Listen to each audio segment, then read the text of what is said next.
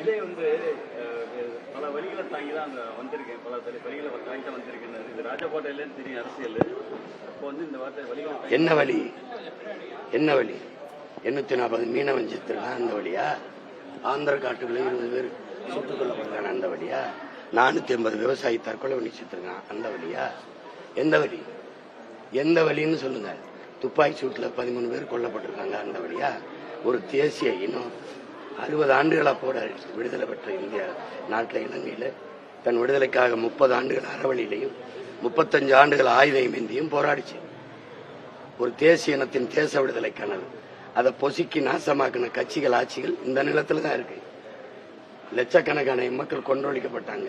2008 2009 2 ஆண்டுல மட்டும் 175 1,70,75,000 மக்கள் 1,70,75,000 மக்கள் கொன்றொழிக்கப்பட்டாங்க.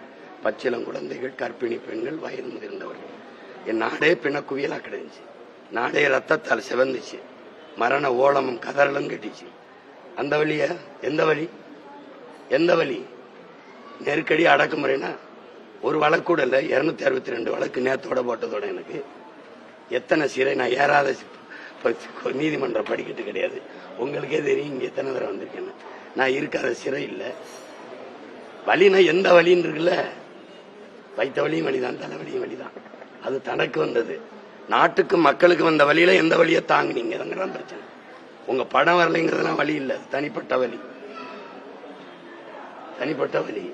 அப்புறம் எனக்கு கூட தான் 14 ஆண்டுகளா கடை வச்சுக்கிட்ட பறிச்சு வச்சுக்கிட்டு எந்த நாட்டுக்கும் பறக்க விடல, எந்த எதுவும் பண்ண விடல. ஒரு நிதி இவர் கொடுக்கிறாருனாவே இவர் அச்சுறுத்தி எனக்கு கொடுக்க கூடாது, நீங்க செய்தியவே நான் வந்து இந்த களத்துல எடுத்து வைக்கிற கருத்தை நீங்க நேர்மையா கடத்துறீங்களா?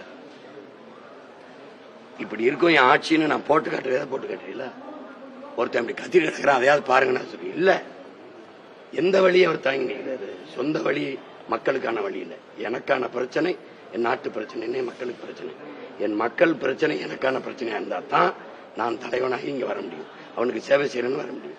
என் வழியை மக்கள்கிட்ட சொல்றதுக்கு அல்ல, என் மக்கள் வழியை சுமந்து அதுக்கு தீர்வு காணத்தான் வரணும். அவன் தான் தலைவன்.